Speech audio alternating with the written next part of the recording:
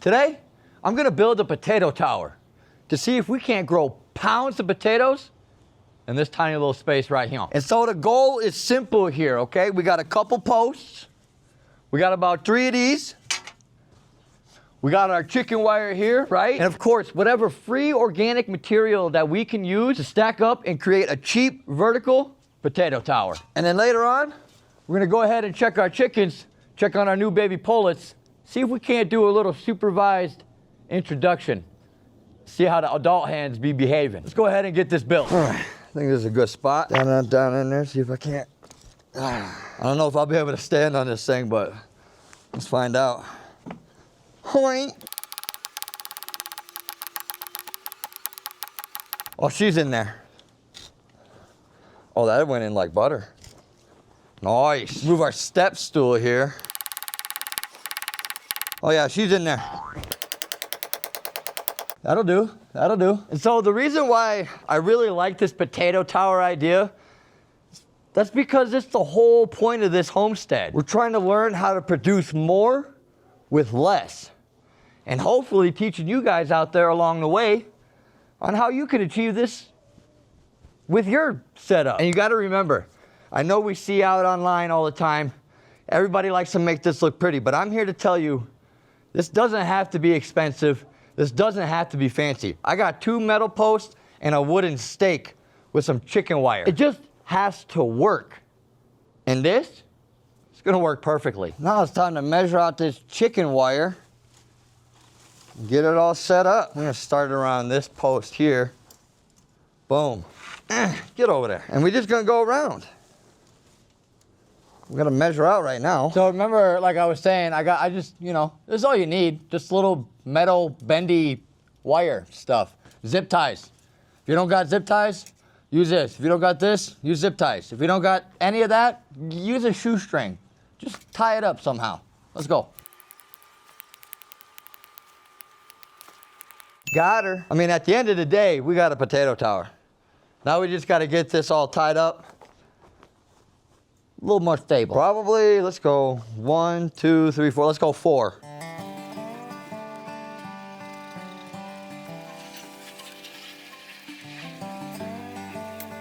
Voila. Now remember, this is just an experiment, right? I'm not pretending to be no potato professor over here. We're gonna try it, we're gonna document it, and when harvest comes, we're gonna see if this was genius or complete fail. But I have a pretty good feeling about it. Now we gotta head over to the compost, grab some soil, grab some compost and stuff, start filling this bad boy up.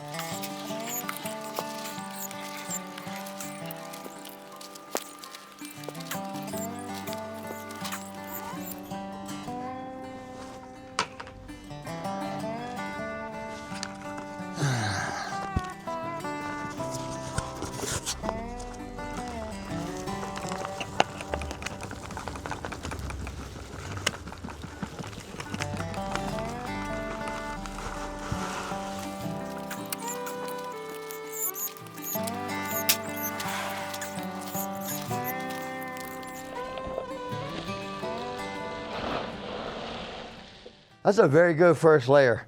I really wish I would have only went 1 foot. It's gonna need a lot of compost, but that's a very good first layer. Now, got our potatoes here. And if you see on this one, we already got an eye going. So that's really good. That's like really, really good. That's exactly what you want. You want a little eye coming out like that because it means it's already starting to sprout. This one, I don't really see an eye forming yet, but nonetheless, I mean, that's okay. You could still toss it in. So I'm just gonna reach down in here, stick that one like so, this one over here. Now we get some more compost.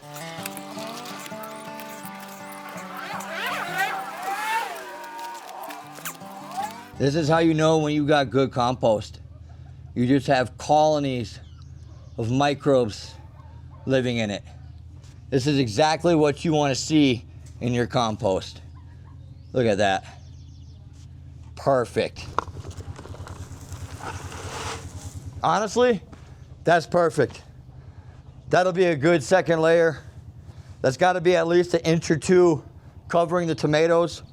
So now let me kind of tell you what the plan is and how we're going to run this thing until harvest. So now the whole idea with this potato tower is that as the potato plant starts to grow up, we'll go ahead and keep adding material, compost, whatever you got, around the base of the stem, leaving probably only 2 to 4 inches of actual plant uncovered. The more covered the stem, the more chances we have for potatoes to actually form, right? And we'll keep this tower watered, right? Keep this soil loose enough so that the potatoes can start to expand. And when the plant starts to die back, we'll go ahead, see what we got. All right, so now real quick, we're gonna take a pit stop over with the chickens, check out the girls, see how they're doing, do a little introduction. What's up, ladies? How we doing? How we doing today? How we doing today? I'm gonna take this ladder out of here. Let's put it off to the side. And there's the babies. There's the babies. They've been doing good. They've been chilling. They're still a little scared. We're gonna go ahead, let these girls out. All I'm gonna do is open the door and just let the chickens do the thing. I'm not gonna do anything, so all we're gonna do is open that door, see what happens.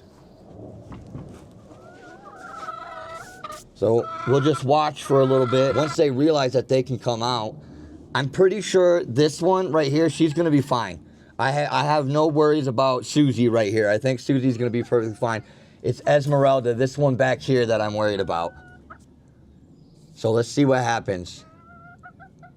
If it's just normal pecking, you know, flock dynamics, I'm cool with that. But if any one of them pounce on the baby, if she pounces on the babies, then that's probably gonna be my decision we'll harvest her. But let's see what happens. You know, let's not judge too soon, right?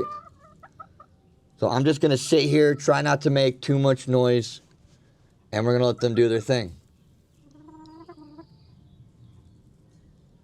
So this is what we need to find out here. What is she gonna do? So far, so good. She looks like she's not even interested in the babies. She's more curious about, like, what have you guys been hanging out in? We'll see. We'll see. There we go. I mean, that's good. Chick, chick, chick, chick, chick. Just kind of distract a little bit. We don't want to do too much intervention because we do need them to, you know.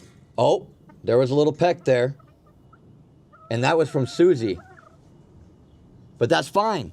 A little peck is okay. That's just, they're sorting out dynamics. Pecking order, you know. Again, if you guys know, because I have no idea what breed these are, I'm pretty sure they're not meat chickens, but I don't know exactly what breed they are. Google gave me a couple different ones. I can't remember, but if you guys know, let me know down in the comments. Figure out what kind of breed these are and, you know, what we're working with here. I mean, they look good, though. They look really pretty. And I don't know, but for 2 months, they look pretty big to me. The good thing is, so far, nobody has beat the crap out of each other. That's exactly what we want to see. We want to see coexistence. Good, nice, peaceful coexistence. We don't need a bully. If you're going to bully, you're going to go to the freezer. So far, she hasn't bullied. She went in, checked them out, sized them up, it looked like, and then just ignored them. And now not, you know, they could care less. I think we're going to keep them, I think we're going to put them back in. That was a good introduction, I think. I don't want to sit out here too long. I'm going to get this off. We'll fill it up with some water real quick. And then we can be done with the chickens for today. But all in all, I'd say that was pretty successful. I would say that was a pretty successful introduction there. And I think we're in the money. I'm actually going to leave that open while I fill this up with water. You guys can watch your chickens. Let me know how it goes. I'll be right back.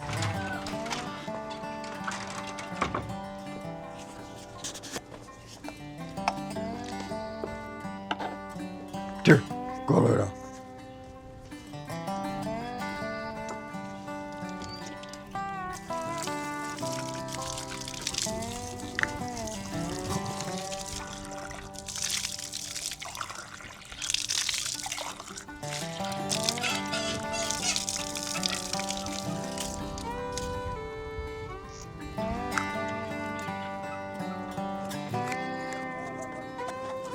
What happened? I heard it.